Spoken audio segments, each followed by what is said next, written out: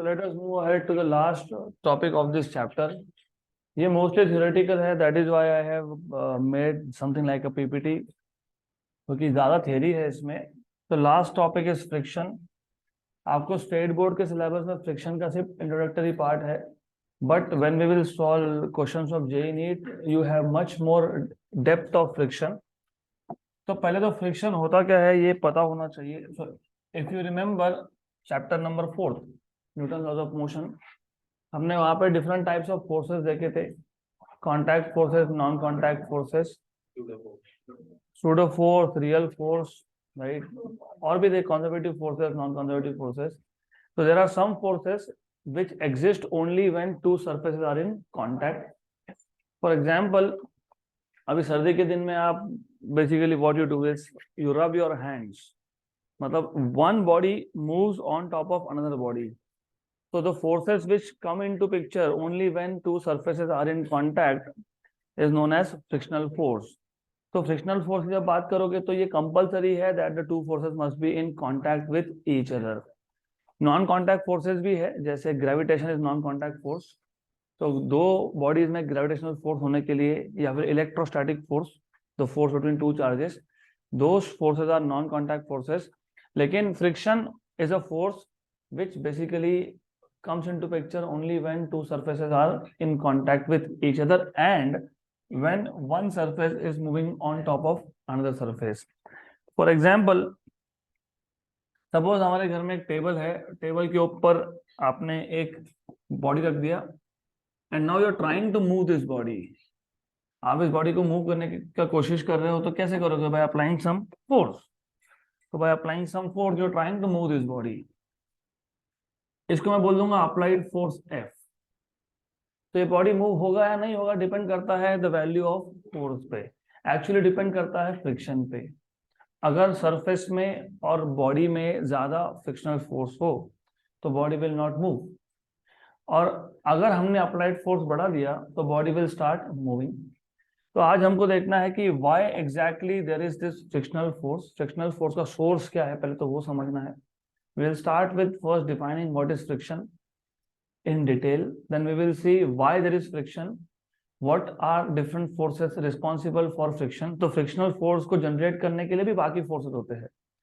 And then we will see different type of friction. There are three types of frictional forces. एक है force of static friction, एक है force of limiting friction, और एक है force of kinetic friction. तो बहुत simple idea है. तो you go one by one through this idea. Extremely simple. So whenever the surface of one body, मतलब whenever one body slides over another, तो जब एक बॉडी दूसरे पे स्लाइड होगा तो each of this body exert force on the other body. हमको लगता है ऐसा है कि हम जब इस ऑब्जेक्ट को मूव कर रहे हैं तो object will exert some force on the table and table will also exert force on the object. तो each body exerts a certain amount of force on other body. These forces are tangential. Tangential मतलब ये जो forces है they will act along the line joining the two surface. तो they will always act along the line joining the two surface. इसके लिए क्या बोलते हैं इसको? tangential. तो frictional force is always tangential. जहां जहां पे कांटेक्ट होगा एक बॉडी का दूसरे के साथ, तो वो जो सरफेस इन कांटेक्ट है उसको टच करके जाता है ये फोर्स. इसको ग्रेजिंग फोर्स भी बोलते हैं, क्योंकि if one body is touching another और अलोंग दैट सरफेस फोर्स अगर हो तो टेंजेंशियल भी बोलते हो उसको, ग्रेजिंग भी बोलते हो. तो both names are applicable for this. तो you may say this forces, कौन से forces? Frictional forces are tangential, और you may say they are grazing forces because they graze the surface. और एक चीज याद रखना, अगर आप बॉडी को मूव करना चाहते हो टुवर्ड्स पॉजिटिव एक्स तो फ्रिक्शन का डायरेक्शन होता है अपोजिट. तो friction will be towards negative x, क्योंकि फ्रिक्शन क्या करता है? मोशन को अपोज करता है. तो if you are applying force to the right, friction is to the left. If the body is moving to the right, friction is to the left. If the body is moving to the left, friction is to the right. Good. तो ये important point है. This forces are tangential to the surface in contact. और जैसे मैंने बताया, ये अगर आप applied force to the right लगा रहे हो तो फ्रिक्शन क्या है? टू द लेफ्ट है, मतलब अपोजिट इन डायरेक्शन है. The force on each body is opposite to the direction of motion between the two bodies. Okay, करता क्या है ये मोशन को अपोज करता है, तो frictional force opposes the relative motion between the two bodies. तो इतना इंपॉर्टेंट है, बाकी सब इरेलेवेंट टेरी है, you just are suppose to know basic idea. तो बेसिक आइडिया ये है कि ये फोर्स कब आएगा, जब दो बॉडीज इन कॉन्टैक्ट हो, मतलब ये कॉन्टैक्ट फोर्स है। So when one surface is in contact with another surface, each of this surface exerts force on the other. अगर ऑब्जेक्ट टेबल पे फोर्स एक्सर्ट कर रहा है तो टेबल भी ऑब्जेक्ट पे फोर्स एक्सर्ट करता है। Number one, direction is always tangential. तो जब आप गाड़ी चलाते हो, गाड़ी अगर फॉरवर्ड जा रहा है तो टायर और रोड के सरफेस में फ्रिक्शन होगा बैकवर्ड, राइट। गाड़ी अगर एक साइड में स्लिप होने लग गया तो फ्रिक्शन होगा to the other side. Then as I said, tangential है, और एडिशनली ये जो फोर्स होता है it is always opposite to the direction of motion. तो ये याद रखना, there are some important points. और फ्रिक्शन का काम ही है अपोज करना, तो इट प्रिवेंट्स और it opposes the relative motion. अब यहाँ पे एज आई सेड, अगर आपको एक सेंटेंस में डिफाइन करना होगा तो आप डिफाइन कर सकते हो फ्रिक्शन को, the property which resist the relative motion between the two surfaces in contact is called as friction. The force which resists or the property which resists, which opposes the relative motion between two surfaces in contact is known as friction. Friction के तीन type है, एक है static friction, एक है kinetic friction, और एक है लिमिटिंग फ्रिक्शन। हम तीनों पे आएंगे, लेकिन let us first try to understand what is the source of this friction, what is the origin of this friction. Origin is extremely simple. अब मैंने यहाँ पर एक डायग्राम ड्रॉ किया, अगर आपको दिख रहा होगा अच्छे से, तो व्हाट यू सी इज, इस डायग्राम में हमको यहाँ दिखता है टेबल और जो बॉडी है, मतलब जो दोनों बॉडी है, एक टेबल है एक बॉडी है, तो इन दोनों का सरफेस आपको बहुत स्मूथ दिखता होगा, but in reality the surface is not very smooth. तो अगर आप इसको माइक्रोस्कोप से देखोगे तो what you will find is इररेगुलरिटीज। तो सरफेस एक्चुअली स्मूथ नहीं होता, डजंट मैटर आप कितना भी पॉलिश कर दो, but still you will always find some amount of irregularities. तो अगर आप इस सिस्टम को, if you see this system through a microscope, तो आपको ऐसा दिखेगा। तो हमको यहाँ पे जो बॉटम है इसका, ये जो ऑब्जेक्ट मैंने रख दिया टेबल के ऊपर, इसका जो बॉटम है, हमको ऐसा दिखता है कि ये बहुत स्मूथ है, but in reality it is not very smooth. इन दोनों सरफेसेस में देयर आर इरेगुलरिटीज। मतलब होता क्या है, होता है ऐसा कुछ स्ट्रक्चर दोनों का, टेबल का भी और बॉडी का भी। अभी बुक टू बुक लैंग्वेज लिखने का फर्क अपना अपना तरीका होता है, तो कहीं बोलेंगे इरेगुलरिटीज, कहीं बोलेंगे there are hills and holes. Hills मतलब थोड़ा सा ऐसा हाइट इसका ज्यादा है ना, ये हिल है, एलिवेटेड है, और ये है होल। तो book to book language will vary, so you will find any surface, it will look smooth, but when you look through a microscope you will find कि यहाँ पे smoothness नहीं है, there are irregularities। तो irregularities में क्या होता है, लॉकिंग होता है। अगर मैंने एक रफ सरफेस को दूसरे रफ सरफेस के ऊपर रख दिया, तो दोनों सरफेस में क्या है, irregularities है। एक का हिल दूसरे के बॉटम के साथ, दूसरे के होल के साथ क्या हो जाता है, पैक, राइट। इसको बोलते हो interlocking. So there is interlocking between the two surfaces in contact. अगर कोई चीज लॉक हो जाए तो उसको ओवरकम करने के लिए क्या अप्लाई करना पड़ेगा, फोर्स। तो exactly one reason of friction could be this interlocking. तो as you can see microscopic view of polish surface in contact. तो कितना भी तुम स्मूथ बनाने की कोशिश करो, but you will still find irregularities, and this irregularities will basically interlock with each other. और इंटरलॉकिंग की वजह से फ्रिक्शन हो सकता है, होगा ही ऐसा हम बोल नहीं रहे, हो सकता है, अभी होगा ही नहीं होगा वो आगे देखेंगे। तो if smooth surfaces are observed under powerful microscope, many irregularities are observed. Friction arises due to interlocking of this irregularities between the two surfaces in contact. Correct? पहले ऐसा लगता था कि सिर्फ इंटरलॉकिंग की वजह से फ्रिक्शन है, तो what they have done is they have made the surface very smooth। मतलब सरफेस को सरफेस को पॉलिश करते करते उन्होंने ऑलमोस्ट इस इरेगुलरिटी को खत्म ही कर दिया। तो देखो, अगर आप पॉलिश करोगे, पॉलिश करने से क्या होगा, जो पहले ज्यादा इरेगुलर था अब क्या हो जाएगा, कम हो जाएगा। कम होगा ना, तो फ्रिक्शन क्या होना चाहिए, कम होना चाहिए। एग्जैक्टली नहीं होता है। That is the idea, friction does not really become less. इसका मतलब फ्रिक्शन का और एक सोर्स भी हो सकता है। इंटरलॉकिंग तो है ही, interlocking is one of the sources, but then there is another source of friction, और that comes from the contact between the two surface. आपको पता होगा, आपने शायद सीखा होगा, सुना है क्या, कोहेसिव फोर्स, एडहेसिव फोर्स, सुना है? कोहेसिव फोर्स सुना है? नहीं। दो molecules when they come very close to each other they start attracting each other। Molecule और मॉलिक्यूल में जो फोर्स होता है उसको बोलते हो intermolecular forces. when two molecules come very close to each other they start attracting each other and these forces are known as intermolecular forces, right? अगर ये दोनों मॉलिक्यूल सेम टाइप के हुए तो उसको हम लोग बोलते हैं cohesive forces. The force of attraction between two molecules of the same type they are known as cohesive forces। For example water molecule और वाटर मॉलिक्यूल में जो फोर्स ऑफ अट्रैक्शन होगा that is cohesive force। The force of attraction between two molecules of different substances, for example water molecule and solid. Glass में आप पानी भरते हो, उसको उल्टा कर देते हो तो फिर भी कुछ मॉलिक्यूल्स ग्लास के साथ स्टिक होकर रह जाते हैं, right? Why? Because is force of attraction between water molecule and glass. उसको आप बोलते हो एडहेसिव फोर्सेस। कौन सा फोर्स? एडहेसिव। तो जब मेरे पास दो सरफेस इन कांटेक्ट है, अगर दोनों सेम टाइप के सरफेसेस है, सेम मटेरियल के सरफेसेस है, steel steel, then the forces between the two surfaces, क्योंकि टच कर रहे हैं ना एक दूसरे को, two surface are touching each other, मतलब उनके जो मॉलिक्यूल्स है they are attracting each other, तो वो होगा कोहेसिव फोर्स। अगर एक टाइप का मटेरियल दूसरे के ऊपर रख दिया आपने तो there are two different materials, the forces acting are adhesive forces.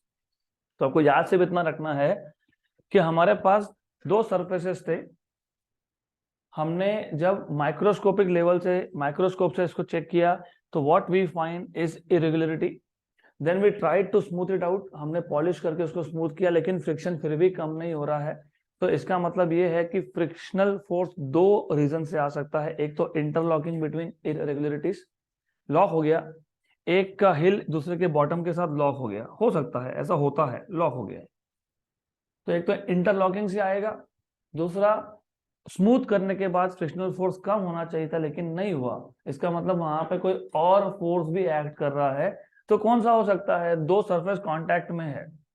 अगर दो सरफेस कांटेक्ट में है which means that the molecules of the two surface are attracting each other। तो अब हमको पता होना चाहिए what is the meaning of intermolecular force। the force of attraction between two molecules is known as intermolecular force। इसमें दो type आते हैं, एक होता है when the two surfaces in contact are of the same material, मतलब force of attraction between molecules of the same type, they are called as cohesive forces। and the force of attraction between molecules of different types, different substances, they are called as adhesive forces। तो इसका मतलब ये है कि यहाँ पे friction is also coming from cohesive force and adhesive force. तो according to modern theory, cause of friction is the force of attraction between molecules of two surfaces in actual contact, in addition to the force due to interlocking between the two surfaces, right? So when one body is in contact with another body, the real microscopic area in contact is very small due to irregularities। मतलब बोलने का मतलब क्या है? Suppose मैं अगर microscope से नहीं देखता, अगर हम माइक्रोस्कोप से नहीं देखते तो हमको क्या दिखता? हमको दिखता कितना एरिया इन कांटेक्ट है, ये पूरा टेबल का और बॉडी का ये पूरा एरिया क्या है? कांटेक्ट में है, राइट?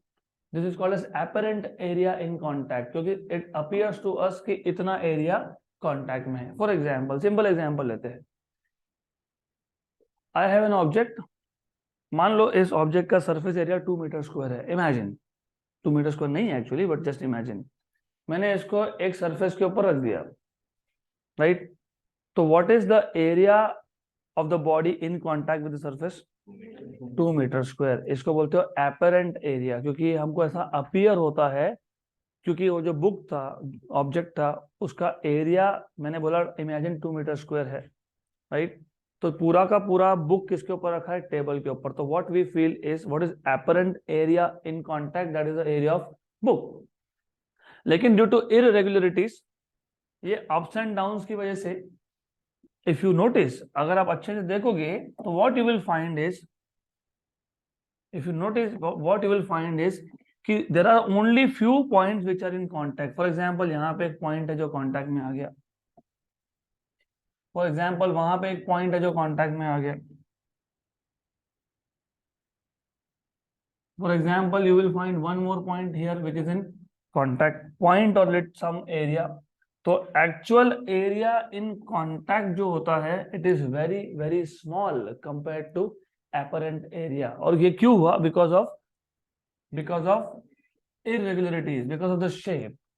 तो जो एक्चुअल एरिया इन कांटेक्ट है it is far less than apparent area in contact. तो ये याद रखना, this is important thing again. As I told you, ये प्योरली थियोरेटिकल टॉपिक है, तो ज्यादा कुछ इसमें है नहीं, there is not much to derive. तो वही बोल रहे हैं, that is what we are trying to tell you. तो when one body is in contact with another body, the real microscopic area in contact is very small due to irregularities in contact. ज्यादा clear? तो अब तक तुमको क्या समझ में आया? अब तक हम लोगों ने क्या चीज समझा? When ever one body is in contact with another body, so these two bodies are in contact with each other, right? So these two bodies will oppose the motion of each other, and this opposing force is known as frictional force. Frictional force is opposite to the direction of motion, right? अगर आप body को east में move कर रहे हो तो friction waste में होगा, simple idea, opposite in direction है। और ये फ्रिक्शनल फोर्स कहाँ से आया? ये आया because when you look at any surface with microscope, you will always find कि सरफेस कितना भी स्मूथ दिखे तुमको, लेकिन वो उतना स्मूथ होता नहीं है, you will always find some irregularities. तो irregularities will lock each other, तो इंटरलॉकिंग होता है। एडिशनली अगर ये इंटरलॉकिंग की वजह से ही है, तो अगर मैं सरफेस को स्मूथ कर लेता तो फ्रिक्शनल फोर्स कम होना चाहिए था, but in fact it is the other way around. जब तुम स्मूथ करने जाते हो तो तुमको ये दिखता है कि ज्यादा फ्रिक्शन हो गया। क्यों? क्योंकि जब तुम स्मूथ करने गए तो एक्चुअल एरिया इन कॉन्टैक्ट बढ़ गया। जब सरफेसेस इरेगुलर थे, जब सरफेसेस इरेगुलर थे, तो इरेगुलरिटी के केस में एरिया इन कांटेक्ट क्या था? कम था। But when I try to smooth it out, जैसे ही हमने इसको स्मूथिंग करना स्टार्ट किया, स्मूथ करना मतलब उसको पॉलिश करके फ्लैट कर देना, तो जैसे ही तुम इसको स्मूथ करना स्टार्ट करते हो, what you will actually notice is दो सरफेस का रियल एरिया इन कांटेक्ट बढ़ गया। अब स्मूथ करने की वजह से more and more points of the two surface are coming in contact with each other. तो उल्टा फ्रिक्शन कम होने पे बढ़ गया है यहाँ पे फ्रिक्शन। इसका मतलब फ्रिक्शन का सोर्स सिर्फ एक नहीं है, it is not only due to interlocking, it is also due to molecular forces. तो दो टाइप के फोर्सेस है, कोहेसिव एंड एडहेसिव।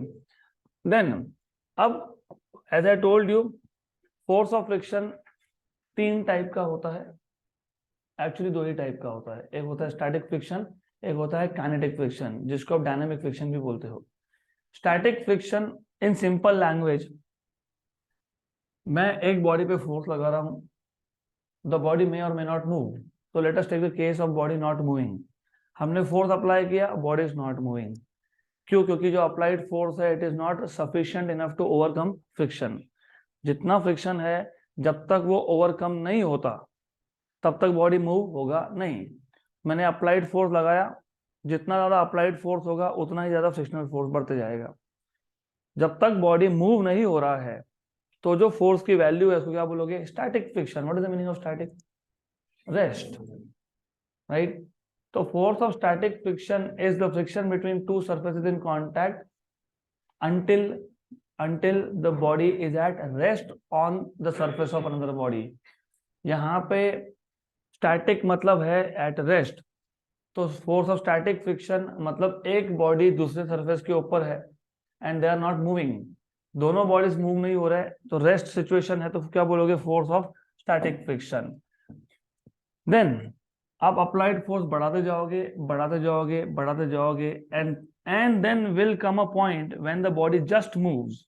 तो बॉडी क्या करेगा? जस्ट मूव होगा, राइट? इसका मतलब ये जो वैल्यू थी फ्रिक्शनल फोर्स की, ये मैक्सिमम वैल्यू है।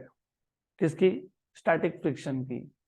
तो स्टैटिक फ्रिक्शन की जो मैक्सिमम वैल्यू है उसको नाम चेंज कर देते हैं, उसको बोलते हैं लिमिटिंग फ्रिक्शन। तो फिर अब डिफाइन करते हैं, तीन फ्रिक्शन डिफाइन करते हैं, एक बोलते हैं स्टैटिक फ्रिक्शन, एक बोलते हैं लिमिटिंग फ्रिक्शन, एक बोलते हैं काइनेटिक फ्रिक्शन। लिमिटिंग फ्रिक्शन ये तीसरा टाइप नहीं है, दो ही टाइप है, एक स्टैटिक फ्रिक्शन है, एक काइनेटिक फ्रिक्शन है। स्टैटिक फ्रिक्शन का जो मैक्सिमम वैल्यू होता है उसको बोलते हो लिमिटिंग फ्रिक्शन। तो हो क्या रहा है पहले अच्छे से समझ लो। एक बॉडी था, एक बॉडी है, एक सरफेस पे रखा है, I am applying force, the body is not moving. मैंने फोर्स इंक्रीज कर दिया, the body still not moving. मैंने फोर्स और इंक्रीज कर दिया, बॉडी स्टिल नॉट मूविंग। तो जब तक बॉडी मूव नहीं हो रहा है, when one body is at rest on top of another body, right, whatever the force of friction it will have, it will be called as force of static friction. static मतलब rest। फिर मैंने force बढ़ा दिया and suddenly the body moves. तो जब body just move हुआ, ये static friction का मैक्सिमम वैल्यू था, क्योंकि इसके बाद बॉडी मूव होने लगेगा, the body will start moving after this point. तो स्टैटिक फ्रिक्शन की मैक्सिमम वैल्यू को क्या बोलोगे? लिमिटिंग फ्रिक्शन, याद रखना। सो इफ यू सी, अभी एक एग्जाम्पल के थ्रू बताया है आपको ये। Suppose a wooden block is placed on a horizontal surface as shown in figure. तो ये एक वुडन बॉक्स है which is kept on some horizontal surface.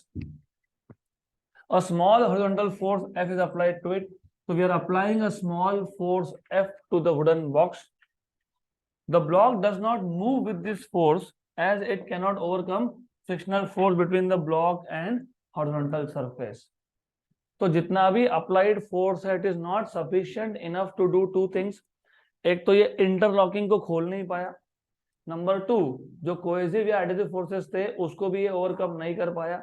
तो जो भी फोर्स हमने अप्लाई किया, it is not sufficient to overcome friction, right. अगर ये ओवरकम नहीं कर पाया फ्रिक्शन को, तो बॉडी मूव होगा क्या? नहीं, क्योंकि फ्रिक्शन को ओवरकम करने के बाद ही body will start moving. In this case the force of static friction is equal to applied force F। ये इंपॉर्टेंट है, जितना तुम फोर्स अप्लाई करते हो जब तक बॉडी मूव नहीं हो रहा है। देखो आइडिया तो वही है ना, मुझे स्टैटिक फ्रिक्शन का फोर्स फाइंड करना है, कैसे करूंगा फाइंड में? There is no direct way. फिर आप बोल दो चलो 1 न्यूटन का फोर्स लगा के देखते हैं, बॉडी मूव हुआ? नहीं, मतलब स्टैटिक फ्रिक्शन कम से कम तो 1 न्यूटन है।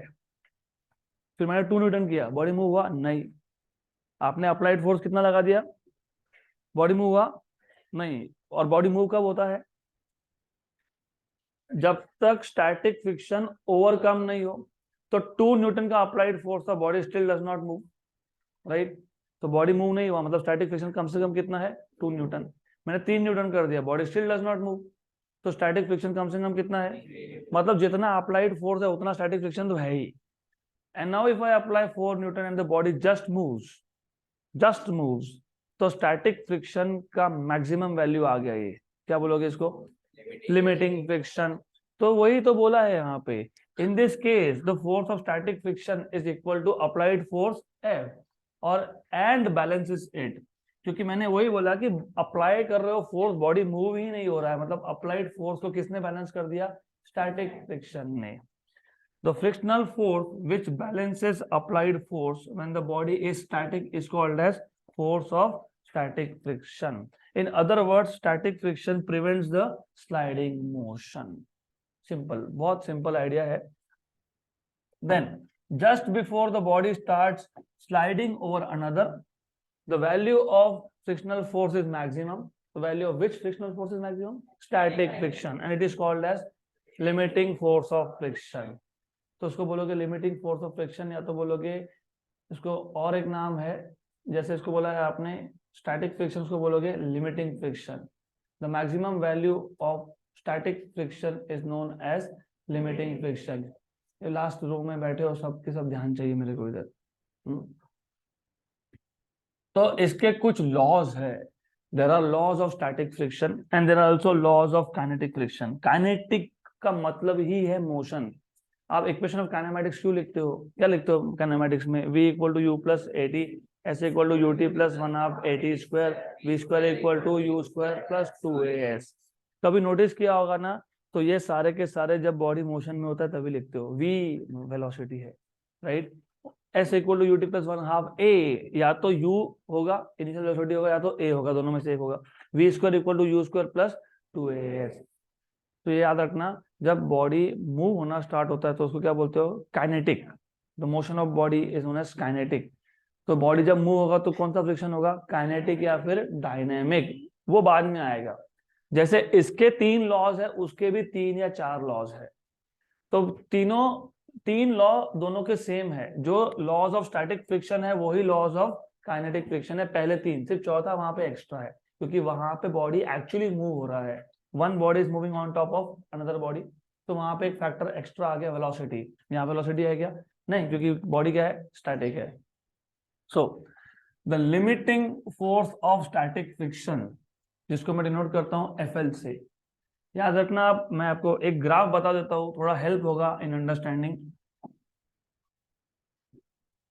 If I plot a graph of applied force and frictional force, जैसे जैसे अप्लाइड फोर्स बढ़ेगा वैसे वैसे फ्रिक्शनल फोर्स भी बढ़ेगा, it goes on increasing. Then एक फोर्स का वैल्यू ऐसा आता है जहां पे बॉडी होता है जस्ट मूव, क्या होता है, उसको आप क्या बोल रहे हो, लिमिटिंग फ्रिक्शन। और यहां से यहां तक पूरा का पूरा क्या है, स्टैटिक फ्रिक्शन है, बराबर, करेक्ट। उसके बाद जब बॉडी मूव होना स्टार्ट हुआ तो फोर्स ऑफ फ्रिक्शन हो जाता है वापस से कम। तो ये कौन सा है, ये काइनेटिक फ्रिक्शन है। ये क्या है, काइनेटिक फ्रिक्शन। तो सब फोर्सेस में सबसे ज्यादा वैल्यू किसका है, लिमिटिंग फ्रिक्शन का। और limiting friction is the maximum value of static friction, मतलब limiting friction is one of the values of static friction. Very good. तो लॉज में क्या लिखा था, laws of static friction, the limiting force लिखा क्या है, लॉज ऑफ स्टैटिक फ्रिक्शन, और यहां बोला क्या है, limiting force of static friction, क्योंकि limiting force of static friction is one of the values of static friction. The limiting force of static friction is directly proportional to the normal reaction between the two surfaces in contact. So force of limiting friction is directly proportional to normal reaction. Proportionality का sign जब remove करते हो तो क्या लिखते हो, constant. तो यहाँ पे कांस्टेंट ऑफ प्रोपोर्शनलिटी को लिखते हो म्यू, और mu S. Left hand side पे लिखा है एल लिमिटिंग, और यहाँ लिखा है एस स्टैटिक, क्योंकि दोनों सेम चीज है, राइट। बाद में बहुत कंफ्यूजन होता है, वो स्टैटिक लिखा इधर लिमिटिंग लिखा, दे आर सेम थिंग।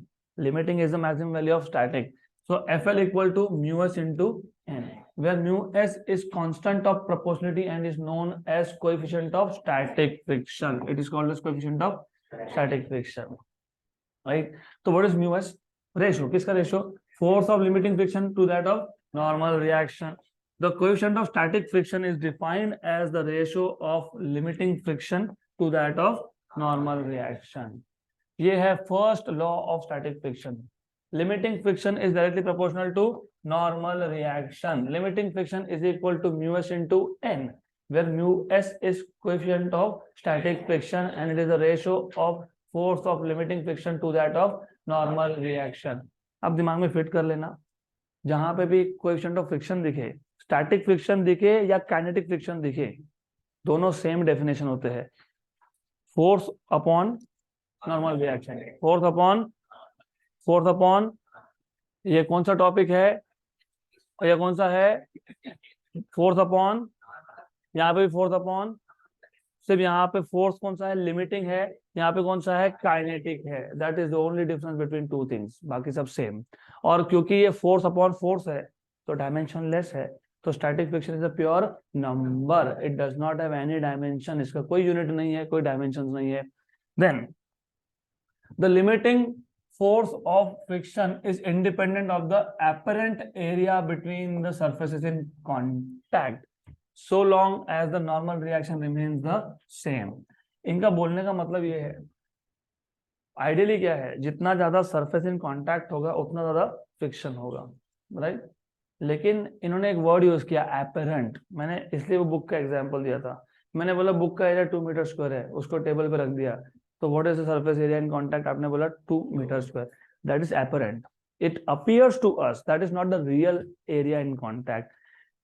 तो limiting force of friction is independent of apparent area in contact, तो it depends on what, real area in contact. लेकिन रियल एरिया इन कांटेक्ट तुम फाइंड कैसे करोगे, नहीं कर सकते, माइक्रोस्कोपिक है वो, you can not every time look at the microscope से देखेंगे कि हर बार कितना एरिया है। देखो यहाँ पे एक पॉइंट इन कांटेक्ट है, फिर यहाँ पे एक पॉइंट इन कांटेक्ट है, फिर यहाँ पे पॉइंट इन कांटेक्ट है, ऐसा कैलकुलेट तो कर नहीं सकते। तो फोर्स ऑफ लिमिटिंग फ्रिक्शन हो या फोर्स ऑफ काइनेटिक फ्रिक्शन हो, both are independent of apparent area in contact. मैंने एक बॉडी लिया 10 मीटर स्क्वायर का, उसको एक टेबल पे रख दिया। मैंने एक बॉडी लिया 20 मीटर स्क्वायर का, उसको भी टेबल पे रख दिया, सेम टेबल पे रख दिया। 10 मीटर स्क्वायर का बॉडी और 20 मीटर स्क्वायर का बॉडी का मटेरियल क्या था, सेम। तो लिमिटिंग फ्रिक्शन एरिया पे डिपेंड नहीं करता। This is what they are trying to tell you. आप 10 मीटर स्क्वायर लो, आप 20 मीटर स्क्वायर लो, it does not depend on apparent area, it will depend on actual area in contact. The limiting force of friction depends on the material in contact and the nature of their surfaces. Very obvious thing. मेरे पास एक wooden table है, would के ऊपर would का box रख दिया और वुड के ऊपर मैंने एक सिलिका रख दिया। सिलिका मतलब वो ग्लास, नॉर्मल ग्लास, राइट। और उसके ऊपर एक स्टील का बॉक्स रख दिया। टेबल सेम था, वुडन था। एक वुडन बॉक्स है, एक सिलिकेट का बॉक्स है और एक स्टील का बॉक्स है। तो तीनों केसेस में friction will not be same. So force of friction depends on the nature of the materials in contact. Would और वुड का ज्यादा फ्रिक्शन होता है normally, would and would they, क्योंकि वुड का सरफेस क्या होता है, बहुत रफ होता है, ओके। और ग्लास क्या होता है, स्मूथ होता है। फिर आ जाते हैं काइनेटिक फ्रिक्शन पे। हम एक बॉडी को एक सरफेस पे रखा था, हम फोर्स अप्लाई करते जा रहे हैं, करते जा रहे हैं, करते जा रहे हैं। एक अप्लाइड फोर्स की वैल्यू के लिए फाइनली बॉडी क्या होगा, मूव होगा। मतलब फ्रिक्शन हो गया ओवरकम, मतलब इंटरलॉकिंग भी खुल गया और कोहेसिव एडहेसिव फोर्सेस भी हो गए ओवरकम। तो बॉडी क्या करेगा, इसके बाद मूव होगा। बॉडी जब मूव होना स्टार्ट होता है तो फ्रिक्शनल फोर्स कम हो जाता है, क्योंकि सिर्फ आपको पहली बार फ्रिक्शन को ओवरकम करना होता है। उसके बाद फ्रिक्शनल फोर्स ओवरकम होने के बाद the body starts moving on top of another surface. इस केस में जो फ्रिक्शन होगा उसको क्या बोलोगे, kinetic friction. Once the body start sliding, so once the sliding of a block on the surface starts, the force of friction decreases. The force required to keep the body sliding steadily is less than the force required to just start its motion. मतलब body को slide करने के लिए जितना हमको start करने के लिए, उसके मोशन को स्टार्ट करने के लिए जितना फोर्स लगा, उससे कम फोर्स लगता है to keep the body moving. सिर्फ इनिशियली इंटरलॉकिंग और कोहेसिव एडहेसिव फोर्सेस को ओवरकम करने के लिए ज्यादा फोर्स लगता है। एक बार ये interlocking cohesive force adhesive force overcome हो गए, फिर हमको बॉडी को उसके मोशन को मेंटेन करते रहना है, राइट। हमको एक्सीलरेट नहीं करना है, हमको क्या करना है, मेंटेन करना है। तो इस केस में फ्रिक्शनल फोर्स जो होता है वो कम होता है, तो hence the force required to keep the body moving is also less. तो वही बोला इन्होंने, once the sliding of block on the surface starts, the force of friction decreases. The force required, external force required to keep the body sliding steadily, मतलब with uniform velocity, is thus less than the force required to just start its sliding. तो मैंने दिखाया ना graph से, मैंने बताया नहीं, force of kinetic friction is less compared to force of limiting friction. Then the force of friction that comes into play, मतलब into picture, when a body is in steady state of motion over another surface is called as kinetic force of friction. So friction between the two surfaces in contact, when one body is actually sliding over the other, is known as kinetic friction or dynamic friction. इसके भी laws है, तीन तो same ही है, same है, same. The force of kinetic friction is directly proportional to normal reaction between the two surfaces in contact. Therefore, kinetic friction is directly proportional to normal reaction. So therefore, kinetic friction is equal to some constant of proportionality, जिसको बोलते हो mu के, वहां बोला था mu S, क्योंकि वहां था स्टैटिक फ्रिक्शन फोर्स, यहाँ पे है काइनेटिक फ्रिक्शन फोर्स। तो F K, force of kinetic friction, is equal to mu K into N, where mu K is constant of proportionality and is known as coefficient of kinetic friction. ध्यान दो, JEE NEET में हालत खराब हो जाएगी, क्योंकि JEE NEET में बहुत आता है इसके ऊपर। तो अगर आपको कंफ्यूजन रहा तो उधर गए, समझ में नहीं आएगा वो फोर्स ऑफ फ्रिक्शन का डायरेक्शन क्या था, स्टैटिक लेना है कि काइनेटिक लेना है। चलो एग्जांपल दे देता हूँ मैं, आपको समझ में आ जाएगा। गाड़ी चला रहे हो और एक टर्न आ गया, बराबर, टर्न आया मतलब वो पार्ट ऑफ सर्कल बन गया, तो आपकी गाड़ी अब है सर्कल पे। तो सर्कल पे अगर गाड़ी है तो सर्कुलर मोशन के लिए कौन सा फोर्स चाहिए? सेंट्रीपिटल। कहाँ से आ गया सेंट्रीपिटल फोर्स? किसने दिया? तुमने एक्स्ट्रा फोर्स दिया कि टर्न आया चलो एक्स्ट्रा फोर्स लगाते हैं अभी। तो कहाँ से आया? Force of friction between tyre and road surface. तो ये स्टैटिक है कि काइनेटिक है? स्टैटिक है। That is why I am telling you, ध्यान दो। आप बोलोगे गाड़ी तो मूव हो रहा है। अरे बाबा, गाड़ी मूव हो रहा है, गाड़ी आपका एक ट्रैक पे मूव हो रहा है। जो सर्कल था, मतलब जो टर्न था, वो पार्ट ऑफ क्या है? सर्कल। हर एक कर्वेचर का क्या होता है? Centre of curvature. तो आपका गाड़ी क्या सेंटर की तरफ स्लाइड होने लग गया? नहीं हो रहा है ना। आपका गाड़ी सेंटर की तरफ जाने लगा क्या? What I am saying is this, थोड़ा सा ध्यान दोगे तो कुछ समझेगा, नहीं तो फिर दिक्कत है। फिर फिजिक्स तो कोई समझा नहीं सकता आपको अगर ऐसा है तो।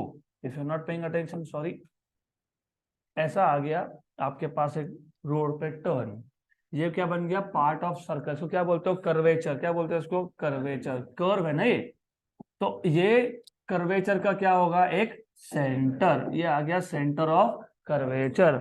आपका जो गाड़ी है वो कैसा जाएगा? वो ऐसा जाएगा, बराबर, राइट। मूव हो रहा है, सही बात है, लेकिन स्ट्रेट लाइन में मूव हो रहा है, सही है। यहां पे आने के बाद, कर्व पे आने के बाद सेंट्रीपिटल फोर्स का है टुवर्ड सेंटर, बराबर, करेक्ट। तो गाड़ी अंदर की तरफ आया क्या तुम्हारा? नहीं। बाहर गया क्या? नहीं। तो गाड़ी क्या है? इस पाथ पे मेंटेन्ड है, राइट। मतलब गाड़ी क्या है? स्टैटिक है। It is not going in, it is not sliding in, it is not sliding out. तो क्योंकि फ्रिक्शनल फोर्स, तुम इमेजिन कैसा कर रहे हो? तुम इमेजिन कर रहे हो गाड़ी ऐसा फॉरवर्ड जा रहा है ना, फ्रिक्शन ऐसा बैकवर्ड। फ्रिक्शन बैकवर्ड नहीं है, फ्रिक्शन साइडवेज है, यहाँ पे अपवर्ड है, राइट। तो आपका गाड़ी बराबर ट्रैक मेंटेन कर रहा है, मतलब गाड़ी स्लाइड हो रहा है क्या? नहीं हो रहा है। तो स्टैटिक की kinetic? That is what I am telling you, कि ध्यान दोगे तो समझेगा कि कब स्टैटिक कब काइनेटिक। तो यहाँ ध्यान दो। तो द आइडिया हियर इज, ये जो म्यू के था ये कांस्टेंट ऑफ प्रोपोर्शनलिटी है, जिसको क्या बोलते हो तुम? Coefficient of kinetic friction. तो जैसे तुमने coefficient of static friction define किया, ratio of limiting friction to that of normal reaction, यहाँ बोलोगे ratio of kinetic friction to that of normal reaction.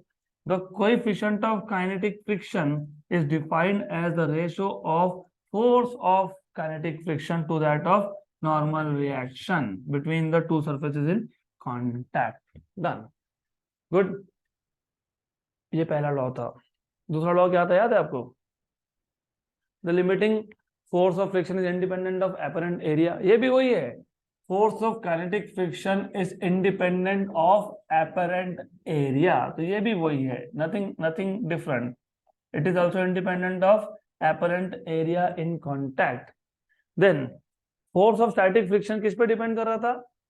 Materials in contact and the nature of their surfaces. ये भी उस पर depend कर रहा है। Force of kinetic friction depends upon the nature and material of the surfaces in contact. मतलब तीन तो सेम ही चीज है। आखिरी, स्टैटिक फ्रिक्शन में वेलोसिटी 0 होता है, यहाँ पे वेलोसिटी है। तो चौथा जो लॉ है ये बताता है the magnitude of force of kinetic friction is independent of the relative velocity between the object and the surface, provided that the relative velocity is neither too large nor too small. जब तक speed ना ज्यादा कम है ना ज्यादा है, मतलब it is not too less not too large, तब तक kinetic friction force is independent of velocity. तुमने एकदम ही स्पीड कम कर दिया या एकदम ही बढ़ा दिया, तो फिर काइनेटिक फ्रिक्शन डिपेंड करेगा किस पे? स्पीड पे। Okay, good. अब तीसरे टाइप का एक फ्रिक्शन आता है जिसको आप बोलते हो रोलिंग फ्रिक्शन। स्लाइडिंग और रोलिंग में डिफरेंस है। स्लाइडिंग मोशन में हम जो बॉडी कंसिडर करते हैं ना, वो सिर्फ क्या परफॉर्म करता है? Translation motion. फॉर एग्जाम्पल्स जितने ज्यादा इमेजिन करोगे उतना ही तुमको समझना इजी जाएगा। फिजिक्स का प्रॉब्लम ये है कि you have to imagine, otherwise you will not understand anything. तो फॉर एग्जाम्पल, रोलिंग का मतलब क्या होता है? अब तक मैंने जो बॉडी लिया था उस बॉडी का शेप मैंने क्या लिया था? स्क्वायर या फिर रेक्टेंगल। इस केस में जो बॉडी है ये सिर्फ स्लाइड हो सकता है, that's it, it can only slide. Sliding मतलब it can only perform translation motion. What is the meaning of translation? Linear motion. पर इमेजिन मेरे पास एक बॉडी है, for example I have a body in the shape of a sphere. तो imagine हमारे पास एक बॉडी है in the shape of a sphere, और ये जो बॉडी है ये रोल हो रहा है। रोल हो रहा है मतलब घूम के जा रहा है ये। तो इट इज बेसिकली रोलिंग। अब रोलिंग मोशन में होता क्या है? रोलिंग मोशन में इस बॉडी का एक ऐसा पॉइंट है, सिर्फ एक ऐसा पॉइंट है जो स्ट्रेट लाइन में जा रहा है, उसको बोलते हो centre of mass. There is only one point, और ये भी मैंने बताया था सेंटर ऑफ मास में, right? There's only one point of the body which performs translation motion. All other points are doing what? Rotation, मतलब circular motion, बराबर, right? And if you compare now, मेरे पास अगर रेक्टेंगुलर शेप का body होता, तो rectangular shape के body में जो पॉइंट्स सरफेस के साथ कांटेक्ट में थे, हमेशा वही पॉइंट सरफेस के साथ कांटेक्ट में रहेंगे। फॉर एग्जाम्पल ये पूरा का पूरा सरफेस जो है हमेशा कांटेक्ट में रहेगा, किसके साथ? टेबल के साथ।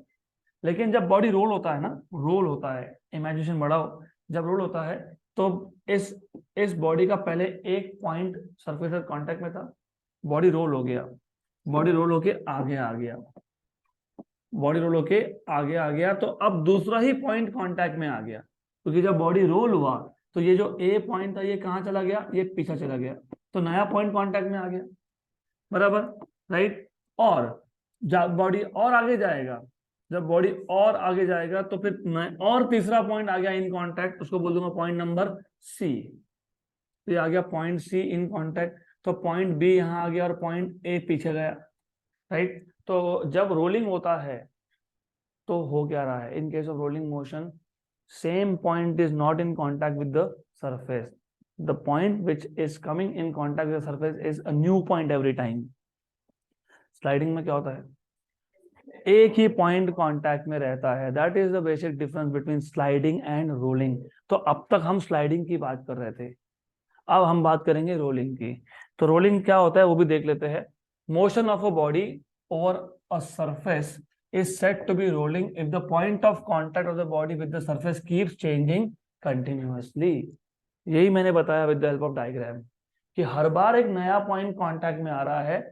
अगर हमेशा एक ही पॉइंट कांटेक्ट में रहे तो मोशन इज स्लाइडिंग, अगर हर बार नया पॉइंट कांटेक्ट में आए तो मोशन इज रोलिंग। तो ये याद रखना रोलिंग मोशन में, क्योंकि अभी 12th का पहला ही चैप्टर है रोटेशनल डायनामिक्स, ये सारे कॉन्सेप्ट वहां लगने वाले हैं आपको, राइट? तो रोलिंग मोशन में each time a new point comes in contact with the surface, but in case of sliding motion only one point comes in contact with the surface, and sliding motion होता है pure translation, the body only performs linear motion. What is kinetic energy? Half mv square. और rolling motion हुआ तो दो चीजें हो रही है, सेंटर ऑफ मास स्लाइड कर रहा है, मतलब वो ट्रांसलेशन तो है ही, प्लस क्या है सर्कुलर को क्या बोलोगे? रोटेशनल। तो वहां पर टोटल काइनेटिक एनर्जी आ जाएगा addition of two energies, add kinetic energy of translation plus kinetic energy of rotation. तो ये 12th का पहले चैप्टर का बेसिक आइडिया डेवलप हो गया है यहाँ पे। और रोलिंग मोशन फ्रिक्शन के बिना नहीं होता है, फ्रिक्शन होगा तो ही रोल होगा। अभी फ्रिक्शन नहीं हो तो स्लाइड नहीं हो जाओगी। फ्रिक्शन अगर नहीं है तो will the body be able to perform rolling? Of course no, क्योंकि देयर इज नो फ्रिक्शन, मतलब the body will just slide. Okay, then frictional force between two bodies in contact when one body is rolling over the other is called as rolling friction. For same pair of surfaces, the force of static friction, अगर हमारे पास same pair of surfaces है, मतलब क्या? मतलब table भी वही, body भी वही, दो material in contact both are same. So for the same pair of surfaces, the force of static friction is greater than the force of kinetic friction. वो तो मैं ऑलरेडी बता चुका हूँ, वो तो डायग्राम से बताया मैंने। आगे क्या बोला है? while the force of kinetic friction is greater than the force of rolling friction. बराबर। Static friction is greater than kinetic and kinetic friction is greater than rolling. तो सबसे कम फ्रिक्शन किस में है? हाँ, रोलिंग में है। Done. Okay, as the rolling friction is minimum, ball bearings are used to reduce friction in the parts of machine to increase its efficiency. Cycle में भी बॉल बेयरिंग डालते हो, राइट? क्योंकि बॉल बेयरिंग बॉल है, वो spear है, तो क्या होगा? रोल होगा। और सबसे कम फ्रिक्शन किसमें है? हाँ, that is why ball bearings are used because they have the least friction. अब आ जाते हैं एडवांटेजेस ऑफ फ्रिक्शन पे। ये सिंपल सिंपल चीजें हैं, हम सिंपल सिंपल ही बातों को देखेंगे यहाँ पे। We will not go to very high level of advantage of friction. Number 1, we can walk due to friction between ground and feet. होता है ना, खासकर तो तुम जब स्पोर्ट्स के लिए शूज में जाते हो, रनिंग के लिए, सॉकर खेलना होगा, फुटबॉल खेलना होगा, मतलब क्रिकेट खेलना होगा, तो स्टड्स लेते हो ना, studs. Why? Because you have to want to have a good amount of friction between ground and your feet, right? नहीं तो पता लगा लाए शूज, भागते भागते हो गए स्किड, गया क्रैप आ गया, खत्म, end of the story, your sports career will end there. और हुआ है लोगों के साथ, आई एम नॉट जोकिंग, हुआ है, ये हुआ है। फ्रिक्शन कम था तो हो गया, पाव फिसल गया, पाव फिसल गया, गया परमानेंट डैमेज, गए, राइट? और आइस स्केटिंग में उल्टा होता है। तो जो स्केट लाते हो आइस स्केटिंग में, वहां पे फ्रिक्शन मिनिमम होना चाहिए, नहीं तो तुम स्लाइड नहीं हो पाओगे उस पे, राइट? तो we can walk due to friction between ground and feet. We can hold an object in hand due to static friction. Very obvious thing, मेरे पास दो ऑब्जेक्ट है, बार बार होता रहता है, ये तो बार बार गिर जाता है क्योंकि this is a smooth surface, right, compare to this one. तो व्हेन आई होल्ड, बहुत बार ऐसा होता है कि मेरे हाथ से गिर जाता है बिकॉज यहाँ पे फ्रिक्शन कम है। तो we can hold any object because of static friction. Brakes of vehicle, brakes of vehicle work due to friction. उसको बोलते ही फ्रिक्शन पैड है। तो सिंपल लैंग्वेज में बताता हूँ, गाड़ी लगभग सबको चलाता है या चलाया होगा, राइट? गाड़ी चलाते और ब्रेक लग नहीं रहा है, फिर यू गो टू गैरेज, फिर उसने आपको बोला कि अरे इसका, उसमें ना ब्रेक पैड होता है एक, जिसको ब्रेक ड्रम भी बोलते हैं। नहीं देखा तो कभी देख लेना, ब्रेक पैड होता है, इसको ब्रेक ड्रम भी बोलते हैं। तो जो रोटेटिंग व्हील होता है, उसके ऊपर अंदर रोटेटिंग व्हील में एक चेम्बर होता है जिसमें ये लोग ये पैड डालते हैं, रबर का होता है वो। हाँ, वो रबर का होता है। काम क्या करता है? जो व्हील रोटेट होता है उसको स्टॉप करने का काम करता है। उसका साइंटिफिक नाम है फ्रिक्शन पैड। जिसको ब्रेक लाइनर बोलते हो सिंपल लैंग्वेज में। ये तो सुना ही होगा, ब्रेक लाइनर। ब्रेक नहीं लग रहा है तो बोलेगा चलो वायर टाइट करके देता हूँ, फिर बोलोगे फिर भी नहीं लग रहा है, फिर बोलता है ब्रेक लाइनर गया, अभी ब्रेक लाइनर चेंज करो। तो brake liner is a rubber pad which you insert in the wheel, so that जब ब्रेक मारोगे तो वो ब्रेक लाइनर, मतलब रबर पैड है, वो रोटेटिंग व्हील के साथ कांटेक्ट में आता है और वो रोटेटिंग व्हील में फ्रिक्शन क्रिएट करता है, फ्रिक्शन जैसे गाड़ी रुकता है, राइट? तो उसका नाम है फ्रिक्शन पैड, क्योंकि वो फ्रिक्शन जनरेट करके गाड़ी को रोक देगा। तो brakes of vehicles work due to friction and hence we can reduce speed or even stop vehicles. Disadvantages of friction, friction opposes motion. ये एडवांटेज भी है या डिसएडवांटेज भी है। अपोज करता है मोशन को तो तुम ब्रेक लगा सकते हो। डिसएडवांटेज है क्योंकि कई जगह पे हमको अपोजिशन नहीं चाहिए होता लेकिन फिर भी आता ही है एट मेनी प्लेसेस, क्योंकि friction will lead to heat and heat is loss of energy. तो at many places, specifically in machinery, बड़े बड़े मशीन्स में you don't want to have friction but there are two surfaces in contact but there is friction, so friction will oppose, so friction opposes motion and friction produces heat in different parts of machine. It also produces noise. Noise तो real life में ही तुम दोनों verify कर सकते हो। ठंड में करते क्या हो, क्या करते हो? हीट प्रोड्यूस करते हो ना, you want to keep your body warm, तो क्या करते हो?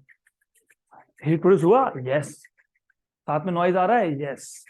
तो ये दोनों ही चीजें करता है, नॉइज भी प्रोड्यूस करता है और ये हीट भी प्रोड्यूस करता है। Automobile engine consume more fuel due to friction. ये जब मैं बोल रहा हूँ ऑटोमोबाइल इंजन, मतलब मैं पेट्रोल डीजल इंजन की बात कर रहा हूँ। पेट्रोल डीजल इंजन में देयर आर डिफरेंट पार्ट्स, वो सीखोगे 12th में थर्मोडायनामिक्स में, पूरा ही इंजन सीखते हैं हम लोग। इंजन में कौन कौन सा पार्ट होता है, कौन कौन से स्ट्रोक्स होते हैं, 4 स्ट्रोक इंजन का मतलब क्या होता है। तो there are different parts in contact, and when there are different parts in contact there is friction. और क्योंकि फ्रिक्शन है तो लॉस ड्यू टू हीट है। लॉस ड्यू टू हीट है मतलब उसने हमारा फ्यूल कंजम्पशन बढ़ा दिया। अगर वो फ्रिक्शन नहीं होता तो लॉस ड्यू टू हीट नहीं होता, लॉस ड्यू टू हीट नहीं होता तो हमारा फ्यूल कंजम्पशन भी कम होता। What are the methods of reducing friction. गाड़ी में ऑयल डालते हो, ऑयल, हाँ उसको लुब्रिकेंट बोलते हैं। क्यों डालते हो, वही है फ्रिक्शन कम करने के लिए। तो to reduce friction between two moving parts when they are in contact with each other you add oil to it, जिसको आप बोलते हो लुब्रिकेंट। या फिर अभी ठीक है आपके भाषा में इंजन ऑयल बोलते हैं हम लोग, राइट। या फिर उसको ग्रीस नाम की भी चीज आती है, even you use grease. So use of lubricants, oil and grease in different parts of a machine will reduce the friction. Or use of ball bearing also reduces friction. So converts kinetic friction into rolling friction. So that is the end of theory part of this chapter. अब हम friction की बात कर ही रहे थे तो एक question देख लेते हैं फ्रिक्शन का। Example 6.5. I will give you time to take out your books to write down. पहले कंप्लीट करने दो। The coefficient of static friction between a block of mass 0.25 kilogram and a horizontal surface is 0.4. What is mass of the body? 0.25. What is the coefficient of static friction? 0.4. Find the horizontal force applied to it. So you are supposed to find out what is the horizontal force applied to it. What is given to you? Mass of the body m कितना है 0.25, mu S कितना है 0.4। Find क्या करना है, applied force. कौन सा formula use करोगे, अप्लाइड फोर्स पूछा है, अप्लाइड फोर्स। कितनी बार तो बोला applied force is equal to force of static friction. क्या फाइंड करना है, स्टैटिक फ्रिक्शन का फोर्स फाइंड करना है। तो फोर्स आपको फाइंड करना है स्टैटिक फ्रिक्शन का, that is mu S into normal reaction. What is normal reaction, normal reaction क्या होता है, नहीं नहीं नहीं माइनस नहीं। ग्रेविटेशन चैप्टर याद है, हमने अभी पिछले हफ्ते किया था, याद है। मैंने आपको बताया था कि normal reaction is apparent weight of the body, बराबर, और real weight is mg। In most of the cases apparent weight is equal to real weight. मतलब नॉर्मल रिएक्शन क्या है, एपरेंट वेट है, रियल वेट क्या है, mg है। तो apparent weight equal to real weight मतलब normal reaction equal to mg। तो नॉर्मल रिएक्शन क्या है, mg है। तो applied force will be mu s into mg since normal reaction is mg। तो हो गया F equal to mu S mg। Mu S कितना है, म्यू 0.4, m कितना है 0.25, g की वैल्यू 10 मान लेते हैं, अगर मानते हैं तो this is 2.5 into 0.4, 2.5 into 0.4 is 1। तो व्हाट इज फोर्स, 1 न्यूटन। अगर मैंने 10 लिया तो, अगर मैंने 9.8 लिया तो उस केस में आंसर होगा चेंज, 1 से थोड़ा छोटा आ जाएगा वो, हाँ 0.98, ठीक है। तो 9.8 अगर लेते हो मल्टीप्लाई बाय 2.5, 2.5 नहीं 0.25, 9.8 मल्टीप्लाइड बाय 0.25 मल्टीप्लाइड बाय 0.4, 0.98 आएगा। क्योंकि 0.25 और 0.4 कितना होता है पता होना चाहिए, 1 होता है। और थोड़ा सोच के बताया करो, वो 1 नहीं होगा वो। चलो तुम्हारे लिए काम और आसान करता हूँ कैलकुलेशन का। ये कितना लेना है, 9.8, कितना लेना है, कितना लेना है 9.8। 4 into 10 power -1, 25 into 10 power -2 into 9.8 कितना 9.8, 25 फोर द 100 और 10 पावर -2 हो गया, तो 10 पावर -1 और 9.8 तो कितना 0.98 newton. Done. Next question, practice problem number 9th, easy easy easy. A steel wire having cross sectional area 1.22 mm square, मतलब एरिया दे दिया आपको 1.22 mm स्क्वायर, mm को कन्वर्ट कर लेना मीटर स्क्वायर में, right. Is stretch by a force of 120 newton, F दे दिया, A दे दिया, स्ट्रेस मिल जाएगा यहाँ से। इफ अ lateral strain इज डेल्टा L, नहीं डेल्टा D by D और delta R by R is 1.455 mm is produced in the wire. Calculate the Poisson's ratio given Young's modulus for steel is 2 Newton raised to 11 Newton per meter square. तो आपको given parameter में क्या क्या दिया है पहले वो देख लो। आपको बताया है फोर्स कितना है 120 न्यूटन का, आपको बताया area, area is 1.2 mm square, mm 10⁻³ metre का स्क्वायर, तो 1.2 इंटू 10⁻⁻6 मीटर स्क्वायर, ये आ गया एरिया। आपको बताया है लेटरल स्ट्रेन मतलब डेल्टा D बाई डी, ये कितना दिया हुआ है 1.455 mm नहीं हो सकता ना, कैसे होगा, डायमेंशन लेस होता है, तो कुछ तो गड़बड़ है, देखते हैं क्या गड़बड़ है, देखेंगे। कैलकुलेट द पॉइसन्स रेशियो, और आपको यंग्स मॉडुलस दिया है 2 इंटू 10⁻11 न्यूटन पर मीटर स्क्वायर, तो डेफिनेटली समथिंग इज रॉन्ग। जैसे तुमने पढ़ा था समझ में आ जाना चाहिए था कि something is wrong here. You are suppose to find out what, क्या फाइंड करना है, पॉइसन्स रेशियो फाइंड करना है। तो फॉर्मूला क्या है पहले ये बता दो, बताओ। हाँ, it is delta D by D upon delta L by L, सही है।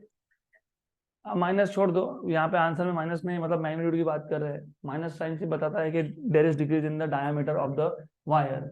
Delta L by L you don't know, delta L by L, ये डेल्टा L बाई L तुमको पता नहीं, लेकिन कहाँ से आएगा, Young's modulus. What is Young's modulus, stress upon strain. What is strain, strain ये है लॉन्गिट्यूडनल स्ट्रेन, तो you should know y equal to F by A upon delta L by L, equation number 1 and equation number 2. What is delta L by L from here?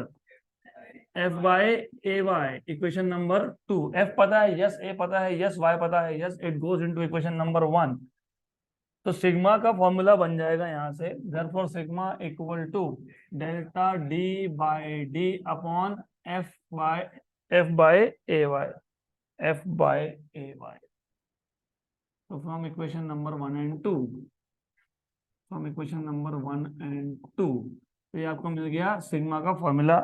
तो ये आ जाएगा आपके पास sigma equal to delta D by D into AY upon F, हो गया। अब सिर्फ काम है तो वैल्यू सब्स्टिट्यूट करने का, डन। तो सिग्मा क्या है आपके पास, delta D by D AY upon F, delta D by D कितना है 1.455, राइट। ए कितना है 1.2 इंटू 10⁻⁻6, वाई कितना है 2 इंटू 10⁻11 अपॉन एफ कितना है 120। ये 1.2 का पॉइंट हटा दिया, 1.2 का अगर पॉइंट हटा दिया तो ये 10⁻⁻7 हो जाएगा। ये क्यों किया, क्योंकि 1 एंड 10 बराबर, ये 10 ऊपर जाएगा तो 10⁻⁻1 कर देंगे। 1.455 का डबल 2 पॉइंट, हाँ तो 2.900, तो 2.9 आएगा ना, 2.9 समथिंग समथिंग, 55 का डबल कितना होता है 11, हाँ तो 2.910 ऐसा आएगा ये। 10 पावर ये -7 है, और ये कितना हो गया, और ये गया 3, तो 10 power plus 3, 10 power, very good. तो आ गई गलती ध्यान में, ये mm बोलने का मतलब था मिली, 10⁻⁻3। तो यहाँ पे इन्होंने जो गलती की है वो दे वांटेड टू से, ये जो है ये आपको बताने की कोशिश थी क्या, कि 10⁻⁻3 से करो मल्टीप्लाई, किससे मल्टीप्लाई करो 10⁻⁻3 से। तो यहाँ पे जो mm है वो mm नहीं है, वो mm बोलना नहीं चाहते थे, they are trying to tell you 10⁻⁻3, क्योंकि अब तुम अगर देखोगे आंसर कितना है 0.291। तो यहाँ पे अगर मैं लिखता हूँ 10⁻⁻3 चेक करेंगे ना, चेक करेंगे, आंसर आया तो ठीक, नहीं तो वापस गलती है। तो इसके साथ किसको मल्टीप्लाई करना पड़ेगा, 10⁻³ ये कितना था 4, और ये गया तो 10⁻³ और ये 10⁻³ तो कितना आ गया 2.910। आंसर कितना है 0.291। और वैसे भी पॉइजन रेशियो 1 के ऊपर होता नहीं है, मतलब और एक करेक्शन है, 10⁻⁻4 है, तो 10⁻⁻4 है। This is what they are trying to tell you. तो गलती है यहाँ पे, there is mistake in the question, तो हमने कर लिया करेक्ट। तो 10⁻⁴, तो 10⁻⁴, तो फाइनली कितना आ गया 0.291। तो यहाँ पे ये एक्स्ट्रा 10⁻⁴ 1.455 के साथ लिखना पड़ेगा आपको, 10⁻⁻, तो ऊपर 10⁻⁻11 और +11 तो हो गया कैंसल आउट। तो आपके पास बचेगा सिर्फ 10⁻⁻1, वो भी कहाँ से आ रहा है, नीचे से आ रहा है, क्योंकि नीचे 10 था, हो गया 0.291। तो you should also be able to identify what are the mistakes in the question itself. Mm हो ही नहीं सकता, कि कैसे बोल रहे हो स्ट्रेन को MM, it is ratio of same physical quantities, dimensionless होता है वो। चलो, one last question and the most difficult question of this chapter. Okay, it will take 20 minutes to solve. A rubber band originally 30 centimeter. What is original length? What is original length? 30 centimeter. Long is stretched to 32 centimeter. पहले 30 था, अभी कितना हो गया? What is change in length? 2 centimeter. Right? By certain load, what is the strain produced? What is the strain produced? What is strain? Change in length upon, so small l by capital L is 2 centimeter upon 30, 1/15, पता है कितना होता है 0.0666 recurring, मतलब 6.66 into 10⁻²। हो गया question खत्म, end of the chapter.